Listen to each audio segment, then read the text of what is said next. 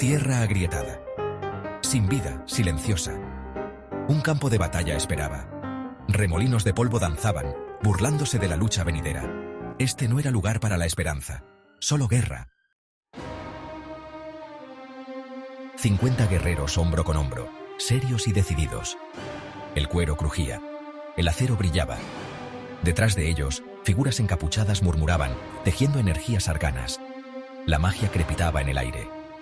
Eran el último bastión, la última esperanza. Una sombra cayó sobre el sol. El aire se enfrió. Una forma monstruosa descendió, ocultando la luz. El dragón. Sus ojos, brasas ardientes, recorrieron a los defensores. Un gruñido, como un trueno, sacudió el suelo. El miedo, frío y agudo, atravesó los corazones incluso de los más valientes. Esta era la muerte encarnada. El dragón atacó. El fuego consumió a los guerreros. Los magos desataron su poder. Explosiones de energía golpearon a la bestia, frenando momentáneamente su ataque. Cada rugido del dragón, una campana de muerte. Cada hechizo lanzado, un faro de desafío. La batalla se desató. Banda, ¿cómo están? Bienvenidos a un episodio más del Sabio Malacopa. Los saluda Mario Rodríguez. Buenas noches, buenos días, donde quiera que estén. Hoy tenemos una charla muy peculiar, poco común, un poco friki, sí, tal vez. Pero bueno, ¿quién es friki alguna vez? Banda, quiero presentarles a mis invitados, César Lobo y el máster Sebastián Salen. ¿Cómo están ustedes? Pues estamos, que es ganancia. Pues iniciando el año, Masters, y pues gracias por aceptar la invitación, gracias por querer estar aquí un ratito compartiendo pues charlas que pues a veces a la banda no es tan común, ¿no?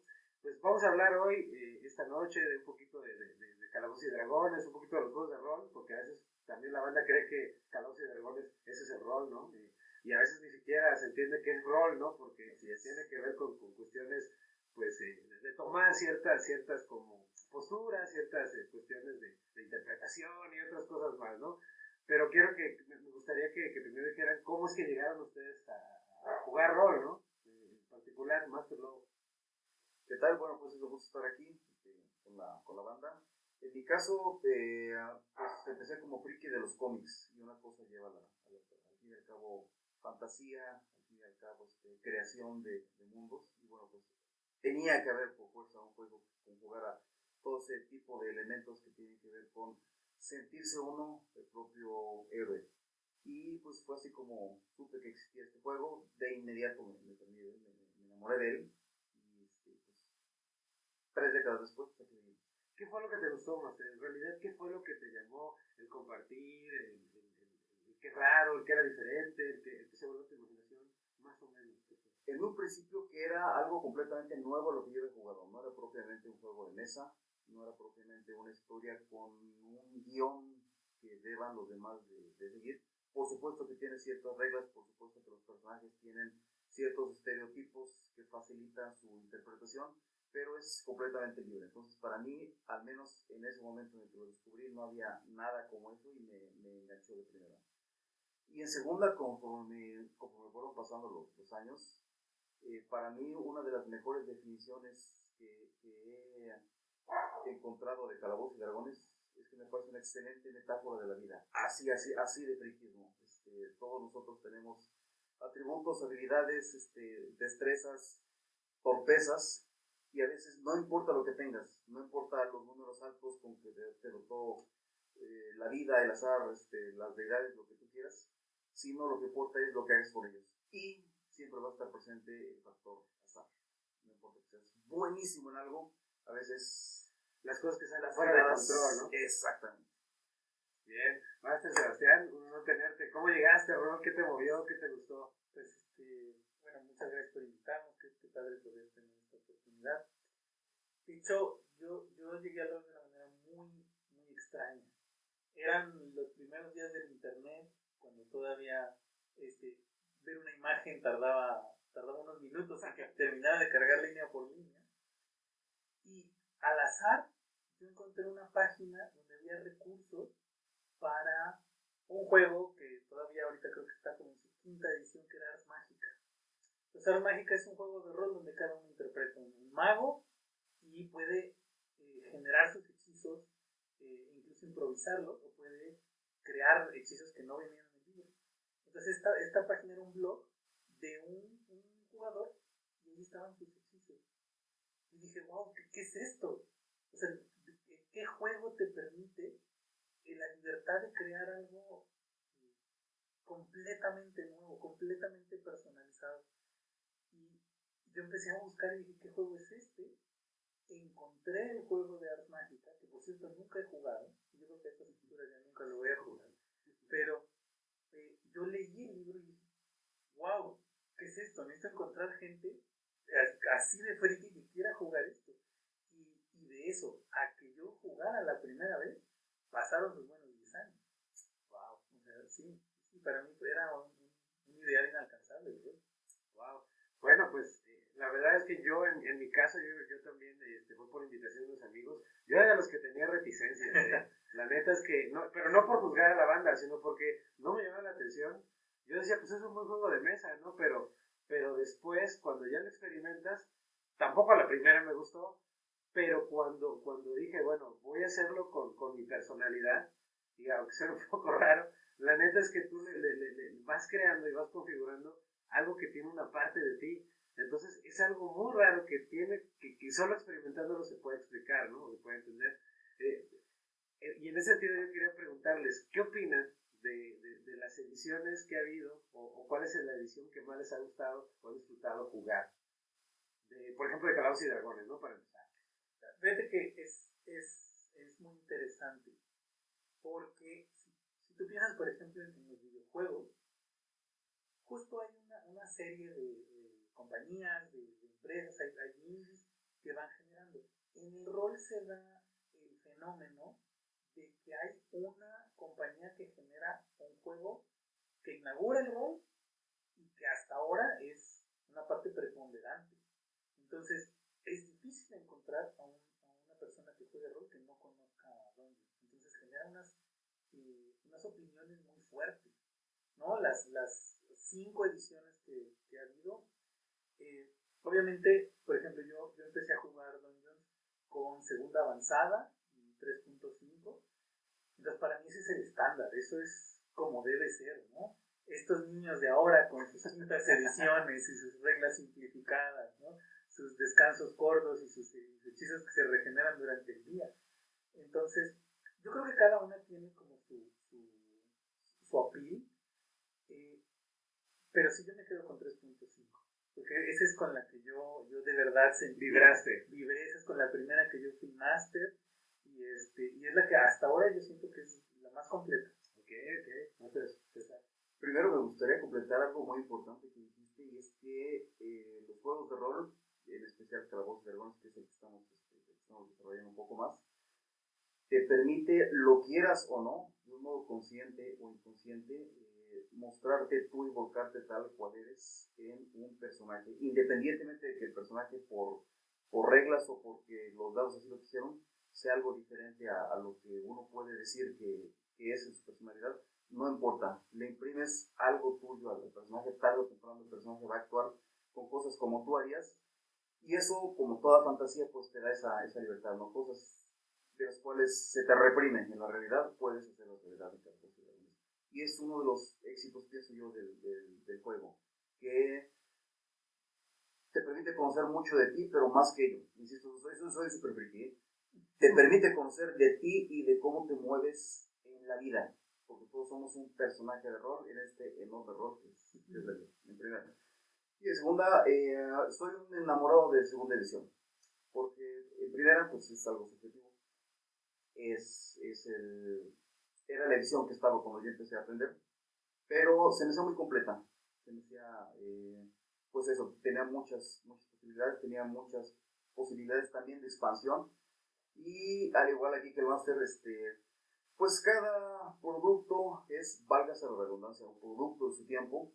Entonces, bueno, entiendo que haya que simplificar muchas cosas pues, para que llegue a más raza, para que entienda más la banda, pero sí, se sacrificó funcionalidad por espectacularidad, y aparte pues era un juego que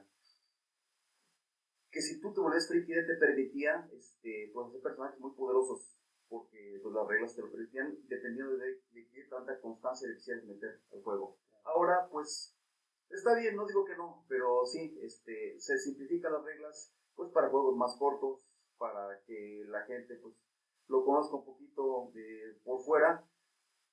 Para mi gusto y en mi opinión ya no se puede profundizar tanto, pero pues como dije, pues también ahí es cada generación tiene su juego, y de todos modos conozco a muchos nostálgicos como yo que ocasionalmente se reúnen para jugar segunda división, y para mí. Pero ahí es una de las cosas que yo creo que es más importante del rol, que no caduca. O sea, si hoy decidimos, queremos jugar en segunda edición, pues desempolvamos los libros, sacamos copias nuevas y es tan vigente como hace 30 años. Así es. Me pareció una muy buena analogía la que hiciste de los videojuegos, porque siento que lo mismo pasa. Uno puede tener sus juegos favoritos, que no importa que sean pixelados, no importa que sean con poligonos ahí, tiene algo que ofrecerte los juegos anteriores que de algún modo te llama la rejugabilidad, y no importa que no sean los gráficos en 4K, no importa que sean las superhistorias o los mundos abiertos o ese tipo de cosas que se ven ahí, que son muy buenas, pero pues tenían su alma, tenían su espíritu, y muchos juegos no caducan.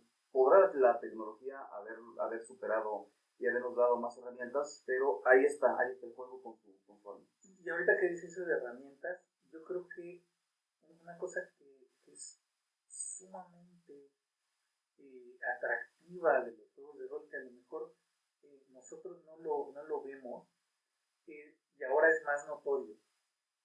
Es decir, el rol es una contradicción en sí mismo, porque es un juego grupal, es un juego social para los que en esa época eran los más antisociales. Exactamente. Es decir, en el juego de rol tú tienes que hablar con otras personas, te tienes que reunir presencialmente durante horas con otras personas para contar una historia grupal. Y no son pocos los ejemplos que conozco, seguramente ustedes también, de personas que, por ejemplo, en su vida real, social, tienen problemas para relacionarse, tienen problemas de timidez, pero desarrollan un personaje, vaya, te echan una labia y tienen un poder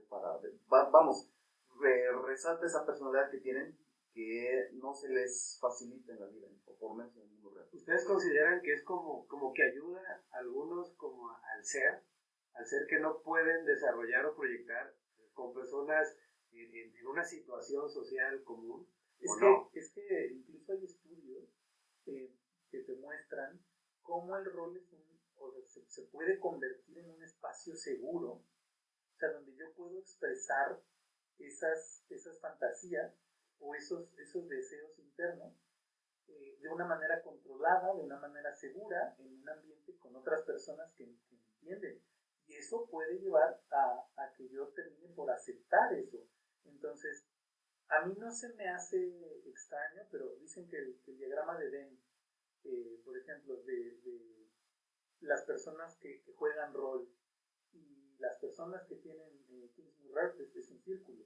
O sea, es decir, ¿cómo no voy a explorar mi propia personalidad? ¿Cómo no voy a contactar con a lo mejor ciertas cosas que socialmente no se pueden decir o no están bien aceptadas? Si tengo esta oportunidad de reinventarme en cada hoja, y aunque yo haga el mago número 15, es un mago diferente, tiene una personalidad diferente que no deja de ser la mía.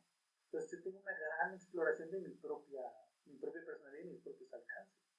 Así es. Permítanme un poquito la divagación. Dale. ¿Por qué nos gusta, bueno, las personas que nos gustan, pero igual al mismo tiempo se puede traslapar otras cosas, el cine de terror? ¿Por qué podemos disfrutar ahí de cosas que en otro contexto serían terribles, como por ejemplo un buen asesinato? Es más, el término que estoy usando es terrible si lo sacamos de contexto, más en un medio, más en un país como México, que vaya sufre de una violencia terrible y que es cosa seria, ¿no? Y si alguien nos escucha platicando en la calle y diga, estás loco, ¿qué te pasa? Un asesinato, no, pues, bueno, no, estás enfermo, ¿qué te pasa, no? Pero sin embargo, en el terror, como lo dijo él, tienes un espacio seguro. O sea, ahí no está sufriendo nadie, ahí son actores interpretando un papel. Puedes permitirte disfrutar de cosas que, insisto, en la vida real, no, porque como seres humanos que somos, y sobre todo como seres sociales, somos limitados. pues por códigos éticos, por la cercanía del prójimo, por nuestras propias limitaciones físicas o mentales. Y la fantasía lo que te ofrece es precisamente eso, liberarte de la cadena de la realidad, que pues la realidad siempre va a estar aquí cuando vuelvas a ella, pero en el rol puede ser hasta Dios, y lo digo yo, que he puesto roles en donde mis personajes literalmente fueron evolucionando tanto que llegaron a ser dioses, y se lo ganaron, y todos necesitamos mucho de ese proceso. Ahorita que dices, es una cosa, hay una anécdota, yo narraba una mesa con mi hermana de 8 años. Entonces, alguna vez, algo que es común en el rol, pues encontraron un cementerio, decidieron explorar, matar algunos undead, conseguir un tesoro. A la siguiente semana, me habla mi madre y me dice, oye, habló la maestra de tu hermana. ¿Qué está pasando? Digo, ¿por qué? Pues es que está platicando con sus amigas de profanar tumbas, de matar esqueletos. Y no, mira, aquí está, es un juego, mira, ya hubo que explicar. Porque sí, o sea, sacado de contexto, sí, es una cosa horrible. Está perverso, ¿no? Está lleno de demonios. Ahí hablas de espadas, rituales. No por ello los grupos religiosos han tachado a este tipo de juegos como satánicos y como que es en donde se invita a la gente a matar, a volar. La verdad es que te deja ventanas abiertas a investigar, que eso es lo más interesante y lo curioso, porque pues bueno, no tengo referencia de casos tan drásticos donde a partir del rol haya habido alguna situación, pero sí estimula a que tu mente sea abierta, porque al final de cuentas te topas con cosas que en otro contexto tú dirías, aquí no se habla de eso, ese libro no lo menciones, ¿cómo vas a hacer ese tipo de descripciones de que si haces esto o aquello? Entonces, sí al final es como una especie de cuarto mental donde tú dices, aquí no hay bronca y aquí todo funciona y no hay juicios morales tan drásticos, ¿no? Sí, se pretendió hacer eso por ahí de los 80, fue un caso conocido, yo creo que la gente que sabe de rol lo conoce, pero se me fue el nombre, pues de ese fenómeno que se da mucho de un joven que sale a dispararle a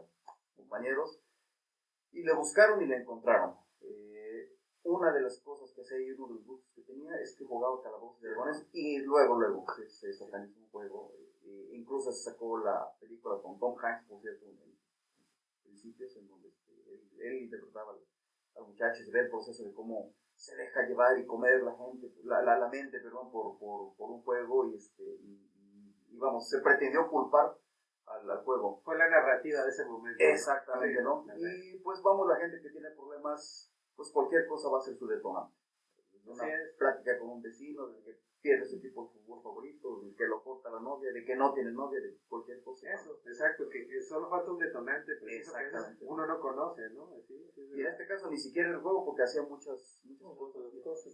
Sí, pero incluso, por ejemplo, los juegos de White Wolf, los juegos de vampiro y eso, tienen al principio un disclaimer que es, esto es un juego.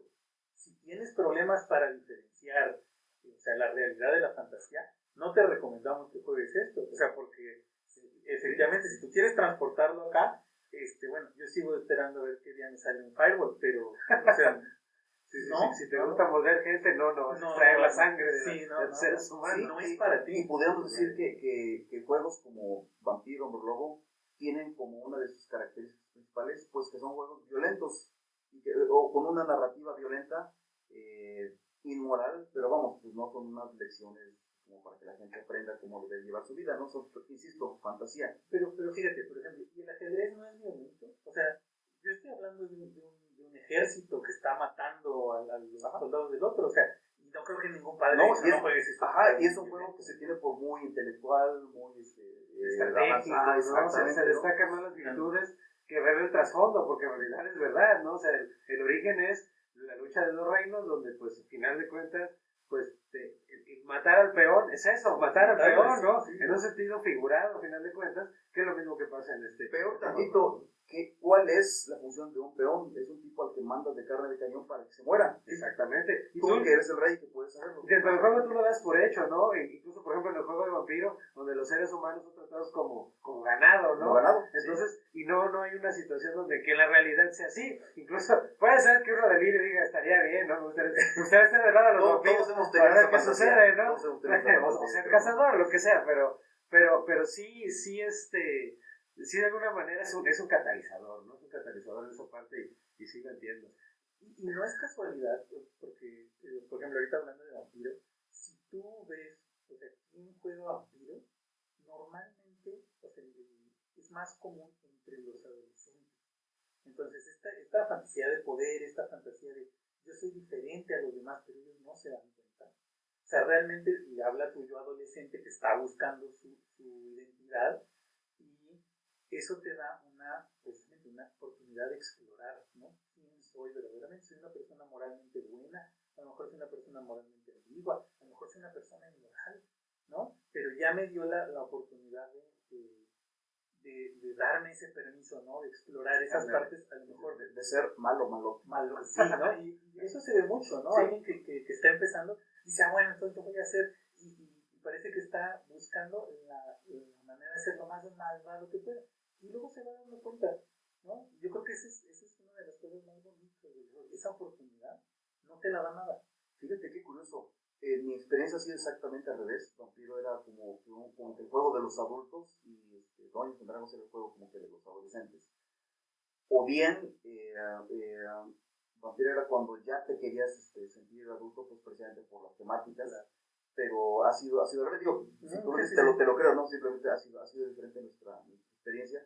Pero sí, también pues actualmente, insisto, generaciones, ¿no? Yo creo que actualmente podría ser exactamente como tú lo Fíjate, ahorita que dices de generaciones, estaba comentando el máster ahorita fuera de cámara, que tú puedes ver que ahorita, con la salida de Stranger Things, y de que el rol empieza a ser retratado en los medios, ya no como satanizado, sí. ya como algo normal, como algo divertido.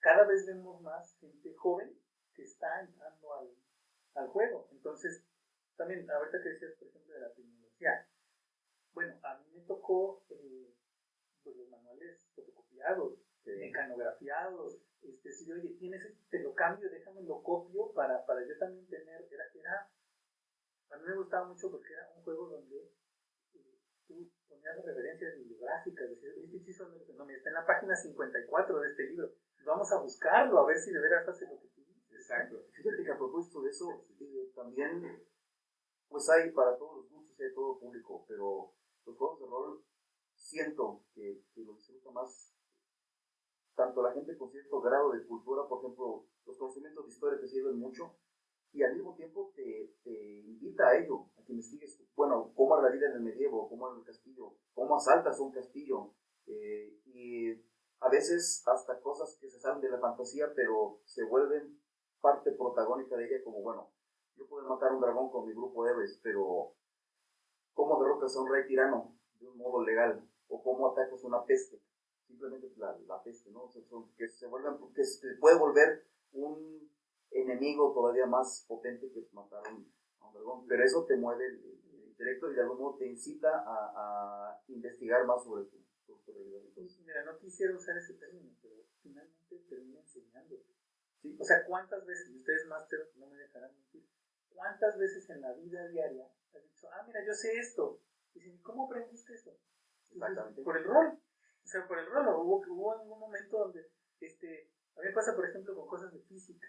Oye, si voy al lomo de un dragón y aviento una flecha, pero el dragón va a 15 millas por hora y la flecha va al revés, pero hasta donde llega. La discusión es maravillosa. ¿Sí? O sea, porque es la diferencia entre pegarle a uno al otro. Entonces, va a haber una discusión y se van a sacar argumentos hasta que demostremos físicamente con ecuaciones que no llega, ¿no? Pero ese tipo de cosas, pero no quiero decir, porque los juegos educativos tienen fama de aburridos.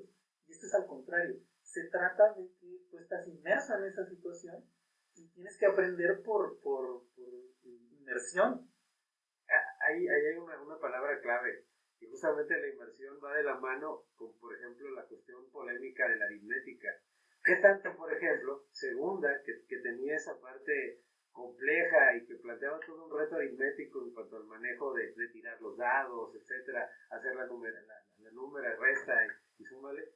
¿Qué tanto alejaba a la gente en ese entonces, y qué tanto ahora, al diluirse, se vuelve una cuestión también ya más un juego como educativo y ya?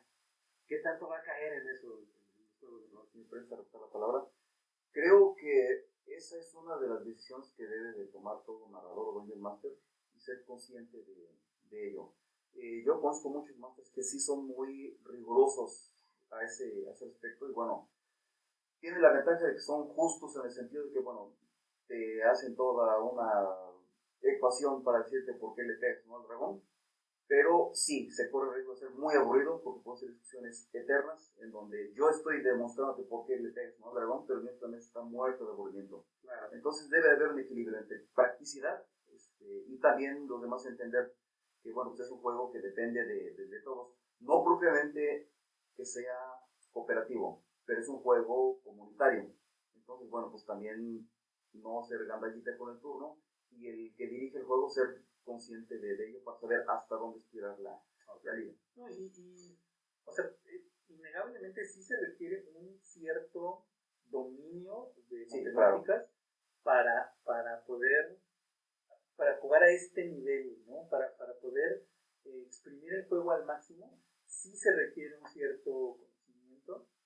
Y ahí, digamos, como tú bien dices, hay un equilibrio que yo creo que es entre dos facetas del rol que siempre están en pugna, y no es que una sea mejor que otra, pero por un lado está la cuestión narrativa de lo que quiero que pase, de lo que se vería cool que surgiera, y por otro lado, la cuestión justa, porque finalmente, si yo me voy únicamente por la parte narrativa, pues se vuelve como cuando jugabas de niño y decías, te disparo y te mato. No, no es cierto, ¿no? Y entonces ya no pasa nada. En parte el rol, lo que busca con el uso de los dados, es tener un árbitro imparcial que diga, bueno, si te sale 15 o más en el dado, logras eso que dices, ¿no? Sí, claro. Entonces, sí, esa otra parte también se puede comer al juego y entonces se vuelve más frío, ¿no? Se vuelve frío, estamos tirando dados, ¿no?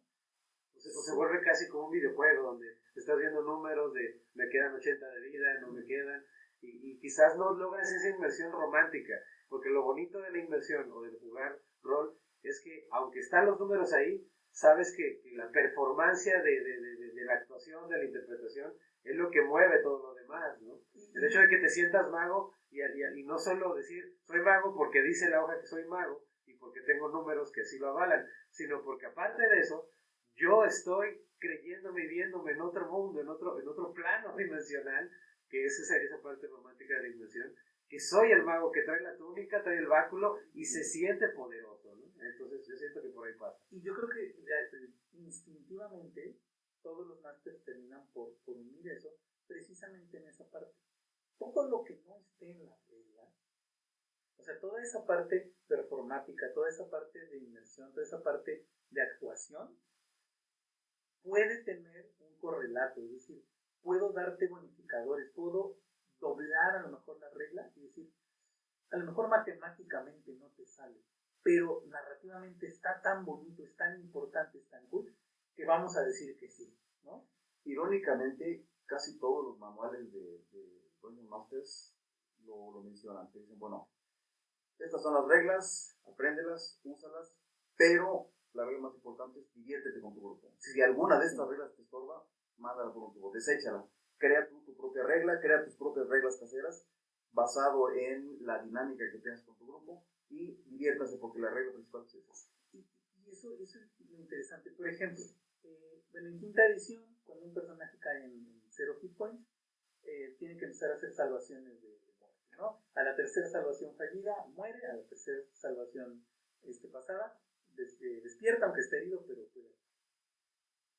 Una de las reglas caseras que más me gusta es que el jugador hace la tirada, pero solamente el máster ve.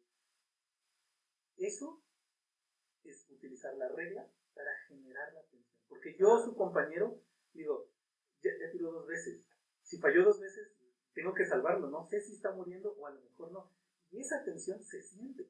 Y es usar la regla matemática para apoyar la parte de inmersión, la parte performática. Yo creo que cuando logra uno esa unión, donde esas dos partes no están peleándose, sino que, o sea, se coadyuvan, es cuando se logran pues, las partidas verdaderamente épicas. Importantísimo ese punto.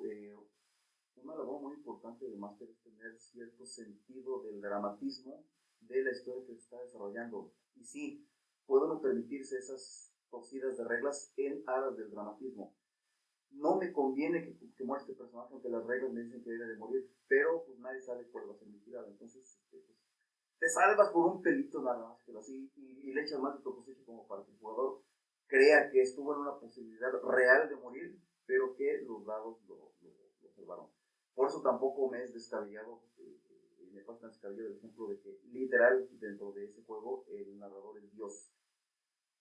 Claro, como si uno Dios, exactamente, claro. Puedes cambiar incluso la realidad del juego a tu propia voluntad. Pero fíjate, también hay una parte muy rica narrativamente en a veces abandonarse al dado. Por supuesto. Yo no, por ejemplo, este NPC yo lo quiero mucho, tenía planes para él después, es importante porque él es el único. Y los dados me piden matarlo. Y eso me pone a mí, como máster o como jugador, en un predicamento. Y yo siempre he pensado, pero el arte, o sea, se nutre de las restricciones. O sea, cuando te ponen en ese predicamento es cuando tu parte creativa, o sea, es forzada a salir. Es decir, ¿cómo arreglo esta historia? Yo ya tenía planeado qué les iba a decir después, pero ya no está. ¿Cómo le voy a hacer? Igual como jugador. Este personaje que yo le tenía tanto cariño, que yo construí a veces por años, va a caer. ¿Qué puedo hacer? ¿Cómo puedo hacer para que su legado perviva? A lo mejor tenía un hermano. Y ahí es cuando empieza a surgir la parte creativa. Oye, ¿qué personaje atesoran? Seguramente hay los primeros, pero uno de muchos, uno que atesoren y que recuerden así de que ese personaje, pues lo llegó al final, no sé, por ejemplo, empiezo yo, ¿no? Yo empecé con un paladín, ¿no? Y pues pasé por varias peripecias jugando segunda y la culminación de ese personaje fue haber jugado Dragon Mountain y pues fue maravilloso porque pues, yo crecí con él desde que era nivel 1 hasta que se convirtió en nivel 20. Entonces, claro, pasaron años de eso, ¿no? Entonces las campañas tenían duración de meses y tú ya sabes que la vida interrumpe los procesos del juego. Pero fue maravilloso porque jugarlo, el hecho de pasar cosas muy malas, muy buenas, compartir la mesa con otros jugadores que pues te llena de recuerdos y dices, es una hoja que tengo por ahí, pero que no es una hoja, al mismo tiempo es como, es una parte de mí en una época donde, wow, o sea, voltear a ver ese material es voltear a verme a mí en un recuerdo muy mío, ¿no? Entonces, no sé ustedes cómo lo compartieron. Perdón, es una aventura real que viviste con un personaje que vivió cosas reales en un mundo específico donde solo ahí podía haber hecho esas cosas y tener todo ese arco de personaje. Y jubilar a un personaje que tiene todo un arco es una experiencia de vida, así tal cual, por si no se me nota. Claro. Entonces, sí, no es nada exagerado, o sea, es algo que te nutre, es algo que te llena como persona, es una parte de ti y te brinda una satisfacción más que momentánea, ¿no? Hay juegos que te diviertes, pero o desconectas el juego, o te sales del juego, o te vienes el partido, etcétera, y sigues con tu vida normal y está todo muy bien. Pero hay juegos que se vuelven una experiencia de vida, que te los llevas para siempre contigo, no solo como recuerdos, sino que te nutrieron en mucho dentro de ti. Te enseñaron, sufriste, incluso hasta viste cuáles son tus propios límites, tanto en lo emocional como en otras cosas, y que repito, tú probablemente en tu vida no puedes vivir, pero tu personaje sí las vivió, y por eso es como que una parte de ti que se quedó en un mundo que está tan de moda, los multiversos. Sí, claro. No, y fíjate que obviamente el personaje que lograste crecer, porque es un logro poder, o sea, tener la constancia de llegar y de verlo crecer y de contar esa historia, es muy bonita. Pero también hay que decir que algunas veces tú haces un personaje que al principio no tenía mucha forma, que a lo mejor es algo que va a ser un one shot, es algo que dices, vamos a darme la oportunidad de jugar algo que no es óptimo, que a lo mejor la parte necesita un healer, entonces yo voy a hacer el healer o así. Y ese personaje crece solo. Empiezan a aparecer características que tú no planeaste que tiene como vida propia. Agarra bombes. Sí, así, y de repente este personaje está hermoso, pero no parece que yo lo haya creado, más bien yo lo fui descubriendo en el camino. O sea, el juego lo va haciendo. Claro. Pero bueno, no me atreví a decir qué personaje. Bueno, ya después de esta divulgación, como máster tengo un mago elfo llamado Maestrella. A mí me caen muy mal los elfos, me hacen arrogantes, pero dije, bueno, pues voy a ser un elfo arrogante que tenga todo lo que me cae mal de los elfos arrogantes. Y sin quererlo, como dijo, llegó un momento en el cual agarró cierta independencia y dije, a 10 ediciones me decían, no, no puedo hacer esto, es un tipo arrogante, o sea, tiene que actuar de esta manera, y llegó un modo en el cual ya casi yo me volvía únicamente el intérprete del personaje, que era el cerebro real y el ente viviente real con voluntad propia. Y vaya, pues también tuvo un arco muy maravilloso de una aventura muy larga que le tocó. Y como jugador, un bárbaro luchador que era un alcohólico. Entonces esas tres características ya casi te ofrecen muchas posibilidades. Bueno, para la banda, obviamente, hay banda que conoce el Master Lobo, pero el Master Lobo no toma, entonces debe haber sido una proyección muy peculiar, ¿no? Entonces, bueno, ahí están los contrastes donde a veces uno explora partes de la personalidad, donde obviamente en el juego no es que estés tomando, pero el hecho de tú imaginarte que eres un personaje, otra persona en otro lugar donde sí bebe, pues debe ser un poco también jugar un poco con la psicología, ¿no? Yo te voy a decir dos, porque la verdad es que yo no podría decidir así por uno. Sí, ya dices un poco. Ya dices, es que este es maravilloso. Uno es Lylat. Lylat es un catfolk que vive en es un setting de dungeons basado en las 1001 noches. Y ella es clériga de un dios de la muerte. Pero ella es neutral. Entonces ella lo que se dedica es a ayudar al paso de las almas, ¿no? Y entonces como tal lucha contra los undead, que para ella son la peor aberración. El punto es que ella es un clérigo y ella es el healer principal del equipo. Pero como ella no puede interferir con la muerte, porque además todos sus días y la manera en que lo encuentra es de, oye, ¿cuántos hit points te quedan? No, pues 3. Te mato. Y ahora sí digo, no era tu momento, y te revivo. Esa es como la justificación que ella da para no tener problemas con su Dios, pero es que no le tocaba. Entonces, a mí me encanta porque, o sea, me permite como meterme en esa mente de, bueno, ¿y qué hago cuando tengo este conflicto? Y el otro, que es un personaje de un juego que no es tan popular, que se llama Deadlands, que es un juego de vaqueros.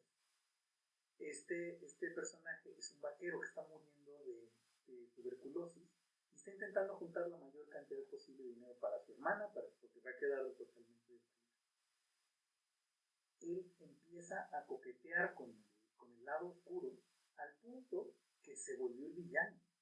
O sea, yo además te dije, aquí está mi hoja, él es el nuevo villano de la historia y él tenía tres compañeros, entonces él ya estaba en un nivel como para hacer un ítem mágico, entonces él lo que hace es 3 balas de refuerzo, una con el nombre de cada compañero. Y entonces él no se puede morir hasta que no mate a sus compañeros. Entonces, ese cambio, o sea, de ser personaje jugador a ser el villano, y decir, esa fue mi manera de contribuir al mundo que el máster nos estaba ofreciendo. Decir, bueno, mira, este personaje fue desarrollándose al punto que cayó. A mí me parece muy rico. Para mí es uno de mis personajes favoritos por eso, porque se lo regalé al máster. Oigan, hay una manera de definir qué es un buen jugador, un buen player, y qué es no voy a decir mal player, ¿no? Pero como un anti-player, o saben que pudiera echar a perder esas partes de inmersión o algo así. ¿Cómo lo definirían ustedes? Mira, es muy difícil porque cada mesa es completamente diferente. Entonces, bueno, hay mesas que son muy serias, son casi actores de método, donde una vez que tú entras en personaje, todo cuenta, y si yo pego aquí, es porque mi personaje pegó en la mesa, y no hay manera de, están muy metidos de salir, ¿no? Y hay hay mesas también donde de repente pues es puro relajo y hay un montón de metabromas y rompemos la cuarta pared, cosas así, ¿no? Entonces, yo lo que creo es que un buen personaje, digamos, el jugador ideal de rol es capaz de adaptarse, ¿no? Es capaz de leer el cuarto y decir, en este momento podemos bromear, podemos salirnos y no pasa nada, y decir, no, en este momento la cosa es seria, estamos intentando construir un ambiente, porque pues no, estamos de acuerdo que no es lo mismo jugar Dungeons que jugar, por ejemplo, la llamada de Cthulhu, que te exige el propio setting un cierto nivel de seriedad para que se pueda hacer el ambiente que quieres crear, ¿no? Entonces yo creo que cuando tú eres capaz de ver en nosotros y decir, bueno, voy a hacer esto que sé que no arruina la experiencia de nadie y abona la mía, yo creo que ese es el buen jugador. La respuesta práctica y fácil sería que los juegos de rol son muchas cosas, pero ante todo, como su nombre lo indica, son un juego. Entonces, diviértanse. Un buen jugador es aquel que se divierte y tiene conciencia de ello, o teniendo conciencia de ello, colabora y contribuye para que los demás se diviertan. Y de ahí, pues todo lo demás es secundario o accesorio, como decía aquí el colega, dependiendo, pues, si ayuda al máster, si ayuda a los compañeros, o si los traiciona, pero de algún modo que abona la historia, porque también es otra.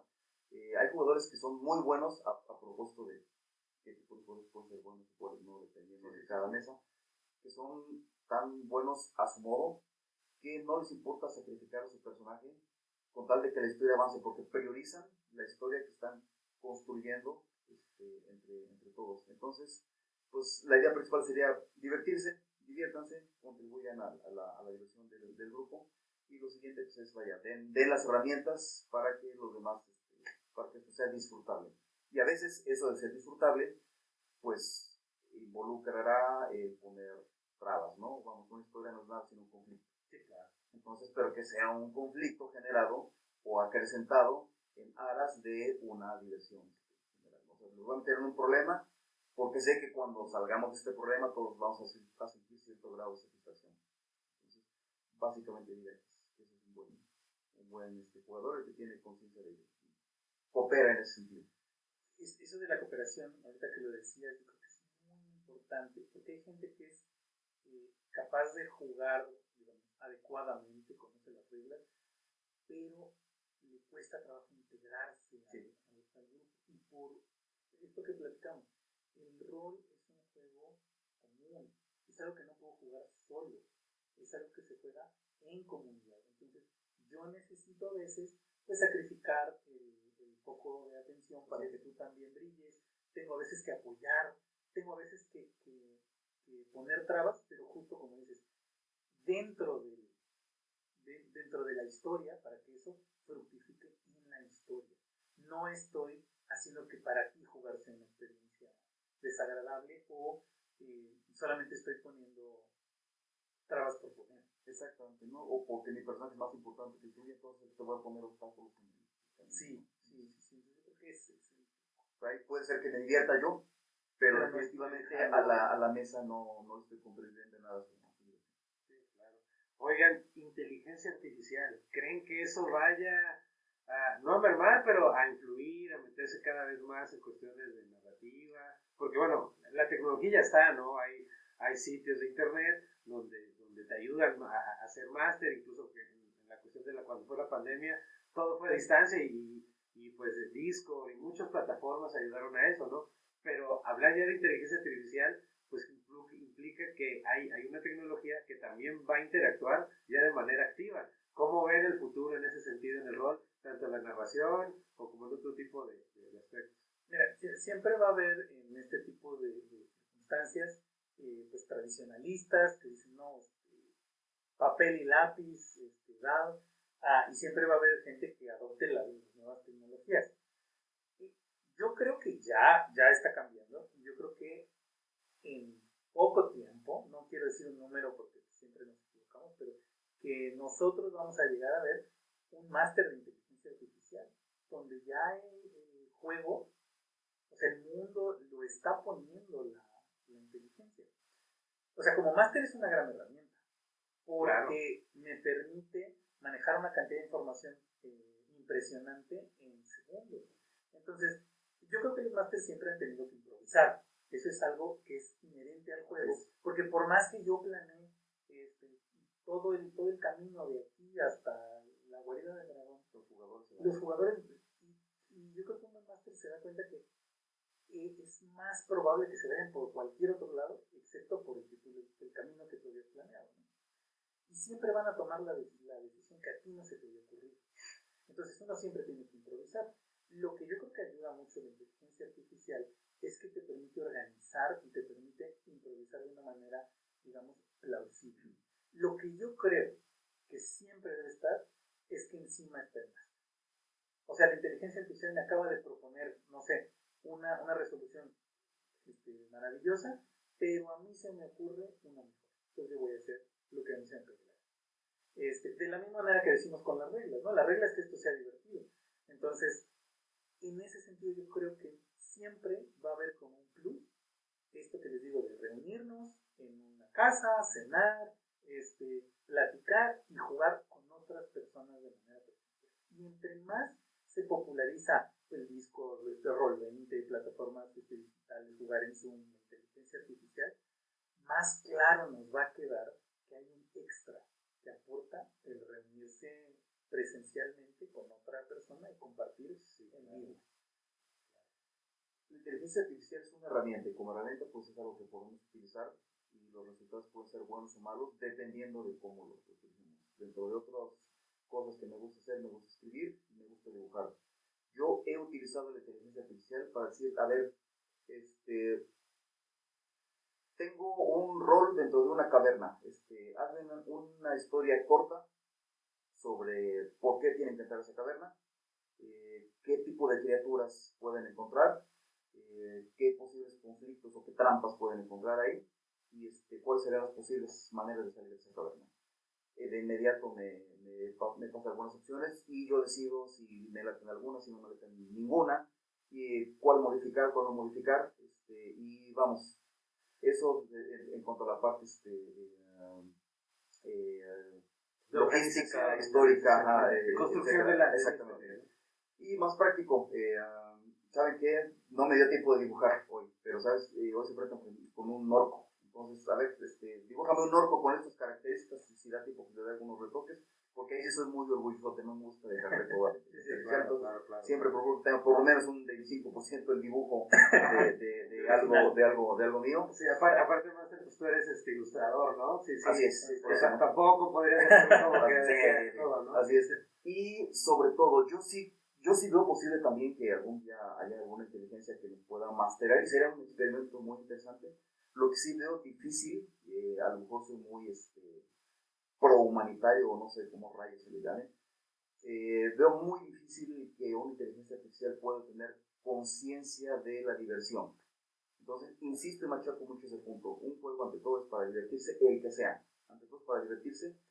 Y una inteligencia te puede dar excelentes reglas, te puede ser muy riguroso, puede ser muy equilibrado con los jugadores. Vamos, puede tener todas las virtudes, pero no tener una idea de si se están divirtiendo o no. Entonces, en ese sentido, siento yo que humano uno, inteligencia. No, y fíjate que ahorita que decías, finalmente, bueno, había tablas antes, ¿no? Nos decías, oye, no sé qué va a pasar hoy, vamos a tirar tablas, ¿no? Y ya había material de esto. O sea, esto que te ofrece la inteligencia, digamos, ya lo había, tampoco es que sea nuevo. Lo que pasa es que ahora es sumamente cómodo porque yo puedo decirle, oye, dime 3 características que tiene la duquesa porque no se me ocurre a mí nada. Entonces, no, pues es que la duquesa cesea. Listo. Ya tengo como de dónde agarrarme yo. Finalmente, sigo teniendo que tener las habilidades de interpretación y de improvisación y de todo eso. Solo que me permite pues no estar consultando un libro o lo hace más rápido. Y otra cosa que hace que pues, para los pobres mortales que no fuimos bendecidos con talento, por ejemplo, para dibujar, esto que dice el máster es maravilloso porque sí, claro, me permite tener una ilustración cuando de otra manera pues, no la iba a tener. Yo creo que la neta, el futuro de este tipo de juegos está en la realidad virtual, porque ahora que ya se están utilizando los lentes para la realidad virtual y todo eso, o sea, realmente vivir siendo el personaje, ya ahí, ya no solo imaginarlo, vaya, yo creo que eso va a ser una proyección magnífica. Yo creo que la inteligencia artificial va a ayudar mucho como guía, tal vez como máster al principio, pero yo creo más que nada esa parte tecnológica va a ser, yo creo que va a ser literalmente, va a abrir ese multiverso el que siempre estaba en nuestras mentes de los que jugamos rol, ¿no? Entonces, yo siento que por ahí va el futuro y creo que va a llevar mucha ventaja sobre muchos otros juegos.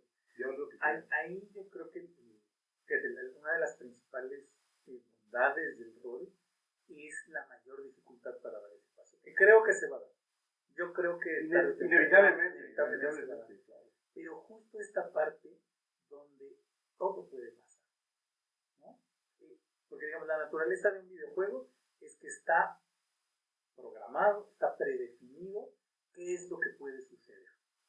Entonces, puede ser un videojuego muy rico, puede tener una cantidad de posibilidades inmensas, pero pues siempre a alguien se le va a ocurrir hacer algo que no estaba planeado. Entonces, conforme la inteligencia artificial avance y sea más capaz de adaptarse a eso, es que vamos a poder hacer ese salto. Pero sí, yo creo que, por ejemplo, ahorita ya hay ciertos intentos de tableros con realidad aumentada, ¿no? Donde ya pues los que tenemos los lentes estamos viendo las miniaturas que se mueven con sonidos inmersivos, pero a mí siempre me ha gustado mucho eso y creo que enriquece muchísimo. Por ejemplo, masters que utilizan la iluminación, masters que utilizan fragancias. Yo me acuerdo que alguna vez un máster nos dio, cuando probamos una poción, nos dio una bebida para que sintiéramos a qué sabía la poción. Eso te ayuda a la inmersión. Entonces, yo creo que la música, bueno, eso es esencial, ¿no? Es lo que puede hacer que una batalla suene más épica o suene Scooby-Doo. Porque también, digamos, sí, en el rol siempre hay momentos donde dices, esto es una batalla, pero es un relajo, ¿sí? O sea, la verdad es que todo no está. Entonces, ese tono, la música ayuda muchísimo a ponerlo. Entonces, tener eso como en automático, yo creo que todavía no estamos ahí, pero vamos a llegar. Es inevitable. Por ejemplo, hay juegos que te sugieren mucho eso, ¿no? Regresando un poquito a eso de ilusión, 12 velas. Eso es un juego que solamente necesitas el material, ¿no? Las velas, todo eso, y generar esa especie de media luz para que te sientas ahí en ese momento, ¿no? Y entrando a ese tema, juegos, aventuras que ustedes recomienden para la banda que a lo mejor todavía o apenas está empezando a jugar, o como que no sabe si decidirse, y algunas, digo, yo sé que he jugado miles, pero no sé, algunas que recuerden que pudieran ser como que, pues, este es de terror, este es de misterio, este es aventura y es muy abierta, no lo sé, este es sanguinaria. Antes te contesto un poquito lo anterior que mencionabas sobre el posible futuro tecnológico del juego de rol. Yo sí lo veo posible, lo comentas, y yo sí veo posible también la integración de la inteligencia artificial en muchas facetas para el desarrollo del juego de rol.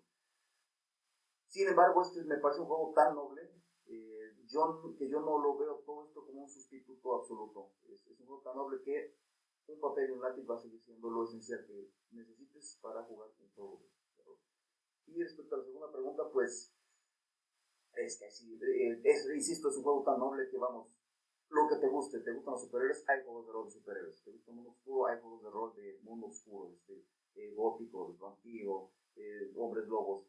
¿Te gusta el anime y el manga? Hay juegos que son anime y manga. ¿Te gusta la fantasía épica? Pues Calabozos y Dragones sería el ejemplo perfecto. Entonces, vamos, únicamente decide qué es lo que te gusta, busca más gente con tus propios gustos y pues trate una búsqueda por qué tipo de juego de rol hay, porque vamos, hay un juego de rol para casi todo. Mencionabas aquí también, aquí mi compa, a mí me gustan mucho las historias del oeste, las películas del oeste. Nunca se me ha dado jugar un rol del oeste, pero me encantaría, me gustan mucho los spaghetti western, por ejemplo. Y sería muy bueno. ¿Y falta de confianza? Pues, ya es cierto. Sáquenos a abogados. Mira, por ejemplo, sí, del oeste, que es Deadlands, que utiliza una baraja, me parece muy interesante. Yo creo que o sea, hay dos que a mí me gustan mucho, que les tengo mucho cariño. Uno es La Bruja en la Montaña.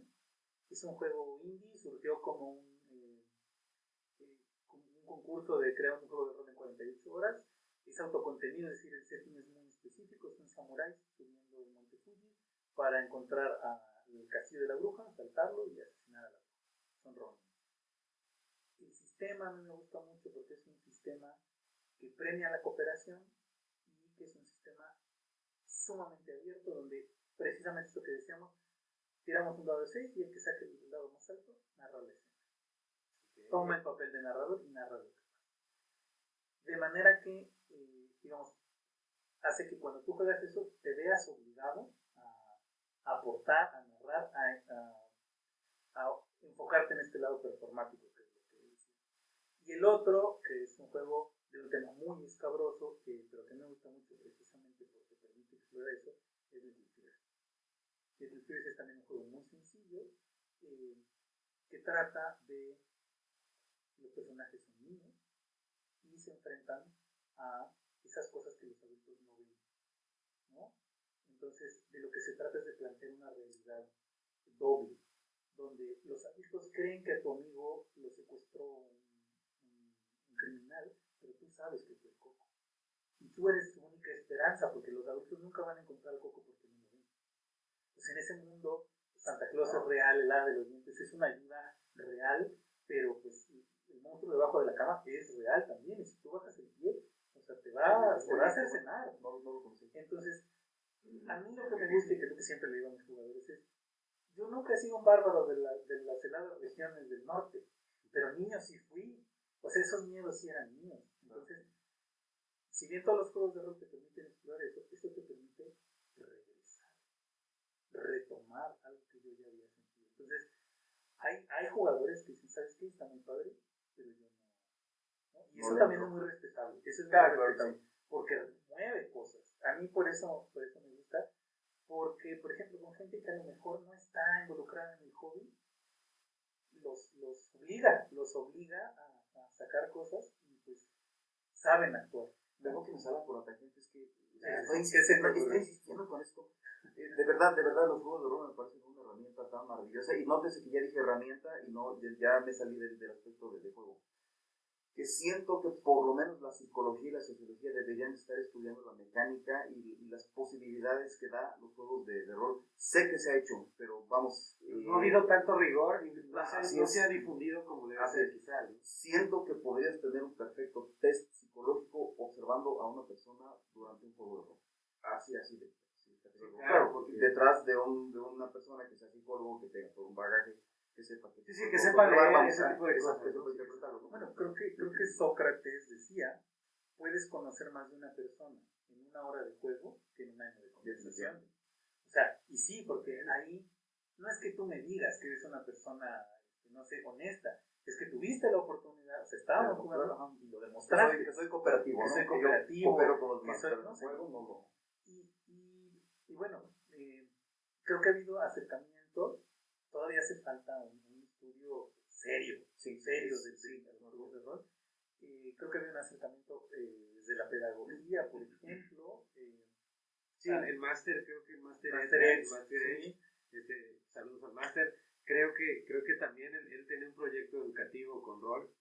Con mucho éxito. O sea, la verdad es que, si no mal recuerdo, lo había enfocado a la historia de Veracruz, a la invasión francesa. Y la verdad es que, o sea, hasta donde yo sé, la gente que jugó, los niños, adultos, quedaron encantados. O sea, porque además estaban jugando algo que conectaba con ellos. Es su historia, es la historia de su estado. Imagínate a los profes de historia jugando o poniendo algunas sesiones, ¿no? Tampoco, claro. Bueno, a lo mejor eso se va a hacer todo así con es que es una excelente herramienta didáctica también. No, pero lo que decíamos, y por ejemplo, si enseñamos matemáticas con rol, claro. O sea, si enseñamos civismo con rol, si enseñamos, o sea... Yo tuve muchas nociones de lo que era la economía a través de Assassin's Creed. Sí. Me compro mi tiendita, pero después, ¿sabes qué? Podría gastar en armas, en equipo para mí, pero mejor me compro otra tiendita. Y al rato, con todas mis tiendas, ya hago un emporio comercial. O sea, ahí fue en donde... Te empezó a dar criterio el juego. Es eso, que a veces no lo haces por temor, porque no te lo explican y porque no entiendes cómo arriesgarte y cómo medir ese riesgo. Pero en el juego, en un videojuego, igual que en el rol, tú puedes arriesgarte, regarle y decir, no, ya entendí cómo funciona, ya entendí cómo funciona el dinero, cómo funcionan las transacciones, y no es tan extraño en la realidad, solo que aquí es de veras y simplemente tienes que ser más cauto tal vez, es lo que decía, pero ya sabes. Porque hay un espacio seguro para experimentar. Exactamente. ¿No? O sea, ahí en el juego, digo, me puede ir a la quiebra, no pero no hay consecuencias más que mi personaje queda arruinado, ¿no? Sí. Y yo aquí en mi vida real no puedo no tener la necesidad de quedarme en un emporio comercial, pero en el juego la historia me pone y me enfrenta en una realidad en la cual no solo tengo esa posibilidad, sino que si exploro esa posibilidad, mi personaje va a ser más poderoso y va a poder hacer más cosas de un modo más fácil. En Pathfinder hay unas reglas maravillosas justo para eso, para digamos, cuando los aventureros pues descansan, porque no van a estar toda la vida, pues tienen que regresar en algún punto, decimos, bueno, en un mes vamos a vernos a ver qué sigue. Ese mes, ¿qué hace tu personaje? Pues pone negocio, invierte, construye. Y entonces lo que yo he notado es que incluso los jugadores están acostumbrados al hack slash, o sea, vamos a matar y vamos a seguir explorando, ¿no? Se divierten muchísimo con esa parte y se aprende muchísimo, porque pues finalmente, ¿para qué tengo todo este oro?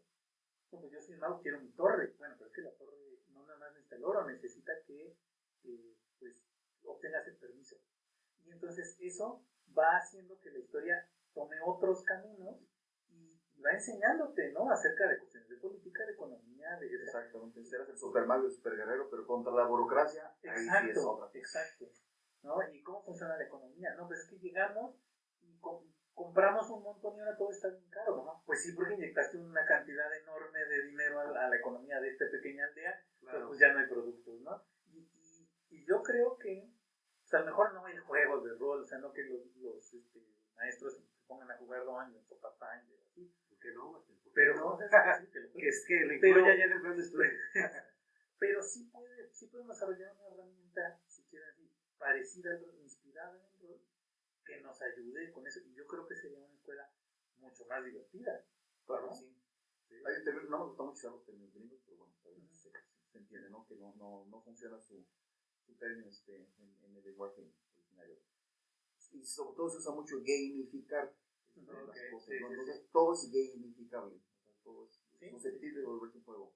Y definitivamente todo debería de volver a ver la utilidad que tienen los juegos, porque curiosamente la gente tiene una especie de idea de que si es juego no es serio.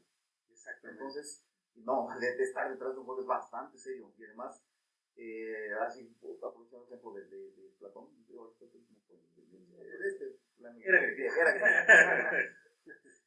realmente gente puede aprender de un modo divertido si gamificas la educación, claro. Muchísimas cosas, ¿no? Y sobre todo, irónicamente, ser autonomísimo. Y es que yo creo que esa percepción de que jugar es perder el tiempo ha hecho mucho daño, porque la verdad es que jugar es prepararse. O sea, no quiero decir que sea una jugar para niños. Porque jugar es para niños. Que es infantil y es infantil. Exactamente. Sí, porque también por eso se ha estigmatizado a la banda y por eso esos montes de freak y todo eso. Porque no puede ser que tengas 30 años y estés jugando cositas de niños, ¿no? ¿Dónde está tu madurez? Y eso es generacional, porque antes pues, los adultos de los baby boomers, la neta es lo que es como te juzgaban. Y ahora, afortunadamente, los que estamos ahora un poquito más ya en la generación de los rucos actuales, pues no juzgamos forzosamente a los de abajo, así, ¿no? Porque sabemos de qué se trata el tema, ¿no? Pero fíjate, o sea, el señor jubilado que hacía, tenía sus trenes de miniatura. Pero por colección, pero no había interacción real. Pero estaba jugando. Sí, es un modo de decir, ahora que puedo, voy a permitirme lo que no pude, o lo que no me dejaron. Y lo que está bonito, digamos, ya perdí la cuenta si soy generación Y o milenio, pero digamos de nuestra generación, es eso, que a lo mejor hay un poquito más de apertura, de decir, tienes derecho, o sea, sí vas a trabajar, porque obviamente son tus responsabilidades. Tristemente que es el vida.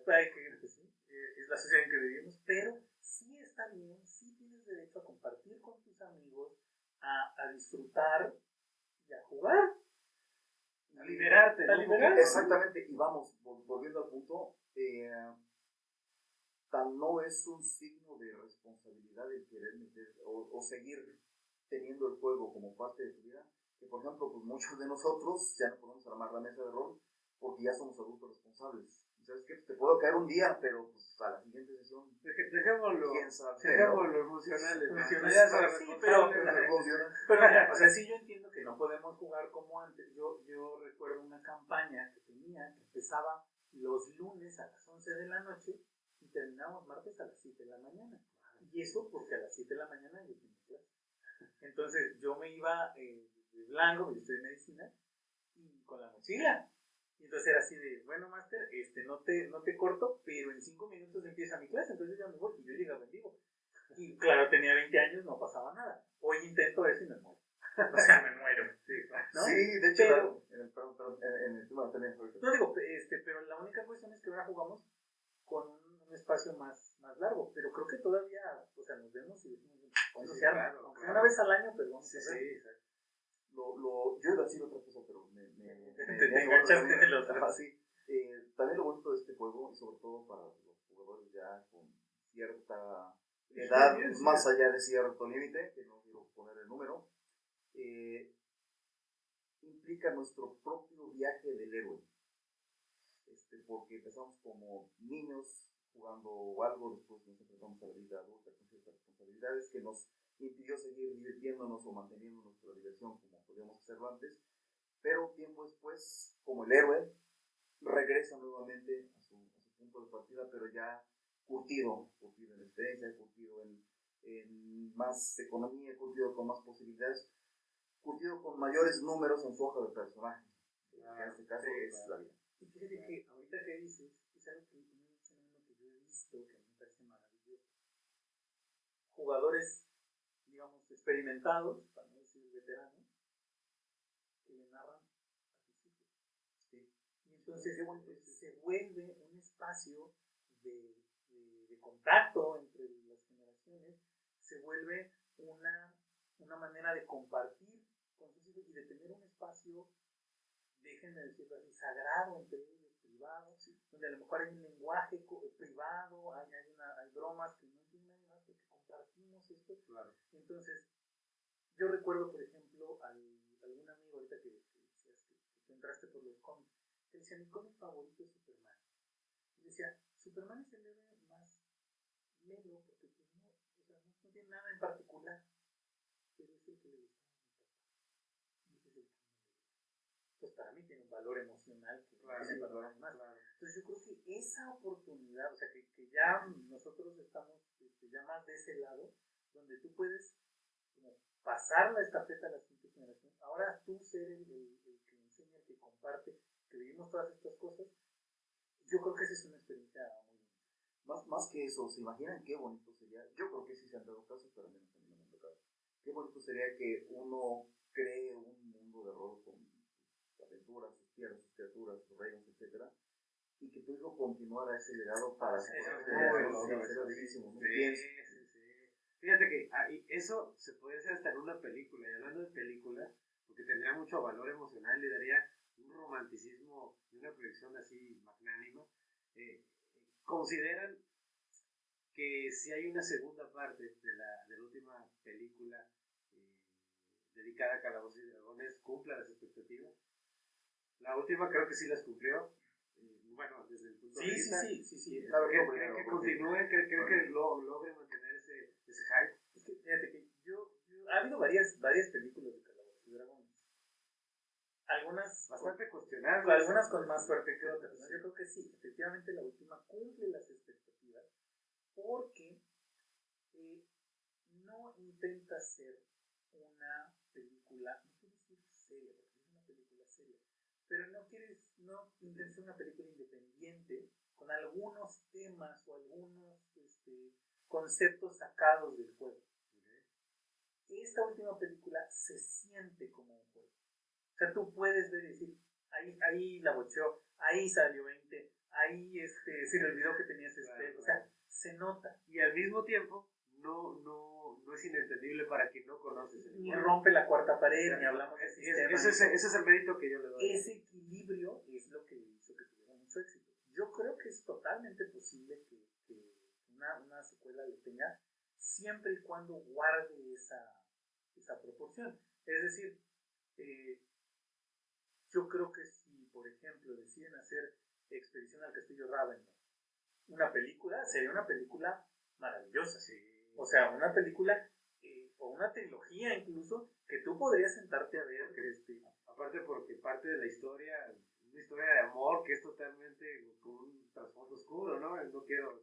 Sí, bueno, pues si alguien no la conoce, pero digamos, es una historia muy profunda y es una historia muy bien escrita. O sea, tiene todo lo que se necesita para hacer un clásico de cine. Ay, pues que no es primero para no empezar con la negatividad. Dale. A ver, voy a tratar de poner orden en mi cabecita caótica. Adaptar cualquier cosa a cine, que no es propiamente cine, es una bronca, porque cine maneja un lenguaje, y es más si hablamos de cine de Hollywood, que ya se manejan, todo tiene que ser clasificación A para que pegues, todo la producción, si le vas a meter mucho debe de quintuplicarlo, porque si no los estudios no lo consideran un éxito como para hacer una continuación, etcétera, etcétera, vamos, demasiadas limitantes. Los estudios meten la mano en la historia, vamos, muchos peros, pasa por muchos filtros. Así es. Primera. En segunda, hasta donde yo me quedé, porque soy tan friki que estoy buscando información al respecto, no se va a hacer la segunda parte. La única ventana que abrieron fue, pues si quieren que haya segunda parte, va a ser con mucho menor presupuesto. Y los ejemplos que tenemos en el cine de segundas partes con menor presupuesto, que son exitosos, sí los hay, pero son muy contados, son muy pocos. Entonces, no hay lo veo difícil. Ahora, me gustó la película. Me gustó la película. Me voy a contradecir un poco con lo que he dicho sobre el aspecto de la diversión, porque definitivamente es una película divertida, pero esto que voy a decir tiene más que ver con mi percepción de cómo me gustan a mí las aventuras de rol. A mí sí me gusta darle un poco más de seriedad. Yo veo las aventuras de rol con un dramatismo y seriedad parecido a Tolkien. Por ejemplo, Tolkien sí tiene sus ratos de comicidad, pero vamos, El Señor de los Anillos, y ya no nos vayamos a los libros. Las películas no son del género comedia. Esta última película sí puede entrar dentro de la comedia fantástica si quieren, etcétera, pero vamos, es básicamente comedia porque como los estudios productores no sabían hasta qué punto arriesgarse con una historia basada en un juego de rol, pues dijeron, ¿saben qué? Vamos a hacerla para toda la familia. Entonces, vale, está bien, insisto, a mí me gustó, es una buena película, pero es una apuesta demasiado arriesgada a la cual hasta donde me quedé le dijeron que no, y si hay un sí va a ser con menor producción. Y contrariamente a lo que dijo aquí mi compadre, a mí me encantaría, lo digo en serio, ver una película de Ravenloft, pero pienso que será un fracaso de taquilla tan estrepitoso que no pasará de la primera parte. A mí me encantaría, será una obra de nicho, porque, insisto, porque será una apuesta tan arriesgada que sería solo para un público muy reducido y no vamos a ser Ravenloft familiar. O sea, sería como una típica, bueno, entre comillas, no sé, Nosferatu. Sí, ahora. Que es como de culto, pero en realidad no es que le preguntes al de la esquina si la ha visto, porque ni siquiera va a entender que le habla. Exactamente. Ahora imagínate que yo, como productor de Hollywood, te digo, ¿quieres hacer la segunda parte de Nosferatu? Sale. Pero ¿sabes qué? Quítame la sangre, quítame las alusiones religiosas, quítame los asesinatos así muy claros. Okay. Dame algunas escenas cómicas. Y oye, pero por ejemplo, pero hay películas de Tarantino, o sea, muy comerciales, muy puestas, entonces no lo sé más, tal vez si la saben vender, yo creo que no sería tan mala, ¿no? Sí, pero Tarantino se caracteriza en primera por tener unas producciones muy bajas, o sea, no son las espectaculares de Hollywood, claro, como ya adquirió cierto renombre, pues ya resultaron más billete, pero termina siendo de nicho. Así es, exactamente. Ahora, la cuestión que creo que deberíamos de plantearnos es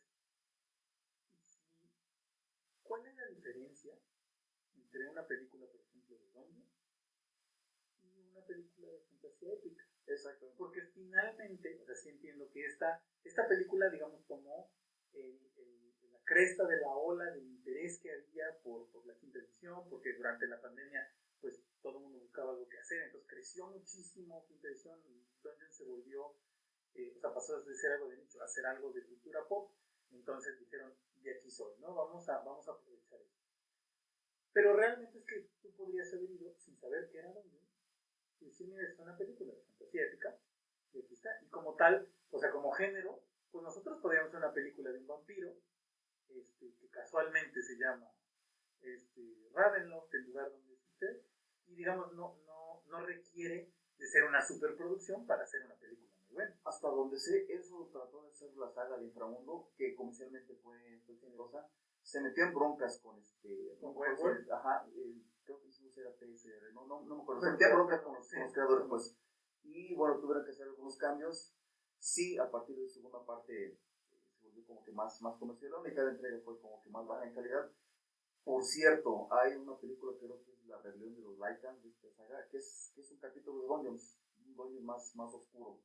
Entonces, sí, ocasionalmente hay ejemplos que le pegan, pero pues, generalmente son apuestas arriesgadas. Y también es así que esta saga, insisto, sí bebió mucho de ello, pues bueno, conforme fueron sacando más, se fue comercializando más y ello pues dándole más al traste.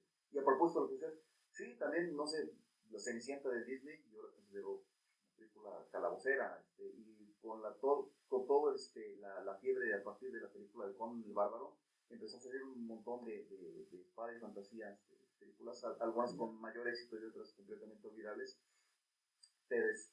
pero bueno, nos demuestra que sí hay un mercado ávido de ese género, pero también que sigue siendo un mercado con cierto nicho. Entonces, es arriesgado. A mí me encantaría ver una película de Ravenloft con toda su oscuridad, es más de puro ya ni sería, ¿no? Pero sí presenta muchos retos. De Tulu, Guillermo del Toro lleva 10 años intentando producir en las montañas de la locura. Sí, yo sé que ya lo renunció. Es que además, así como haciendo un paréntesis, Lovecraft es exactamente lo que no puedes poner en imagen. O sea, es casi imposible. Lovecraft era experto en ponerte en la cabeza la idea de que no puedes imaginarlo todo. Él te habla de un color que no se parece a ningún color. Él te habla de una nota musical que nunca jamás se ha oído y que no puedes representar en el pentagrama. Él te habla de una criatura, pero que que es tan indescriptible que el simple hecho de verla te hace entrar en conflicto con tu mente porque no eres capaz de comprenderla. Entonces, ¿por qué no hacemos una película de eso? Así, vamos a ponerlo en imagen, ¿no? Entonces, que hay un experimento muy bueno que se hizo en cómic de un tipazo que se llama Alberto Breccia, que adaptó los mitos de Tulu, y conforme iban avanzando los cuentos, se iba volviendo más surrealista y hasta abstracto su trabajo. Se me hizo un experimento muy interesante. Yo una idea que escuché, ¿no? La verdad es que no recuerdo dónde la leí, que me pareció muy interesante, es que la única manera de mostrar eso en el cine sería cambiando el medio. Es decir, voy a hacer una película live action y de repente sale lo que es una marioneta. O ese color realmente es animación. Entonces, así sí podría como representar algo que está fuera.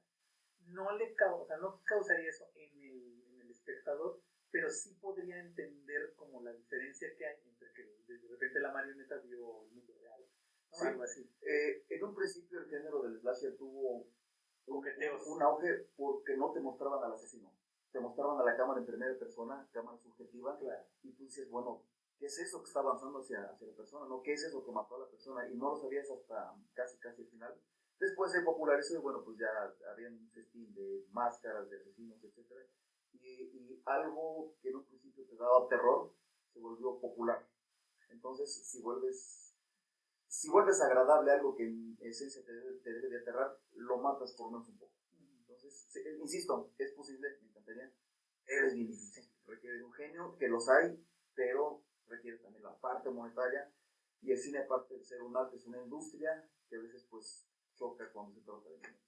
Pues, Masters, muchas gracias por esta charla. La neta es que podemos estar platicando horas y compartir muchas anécdotas.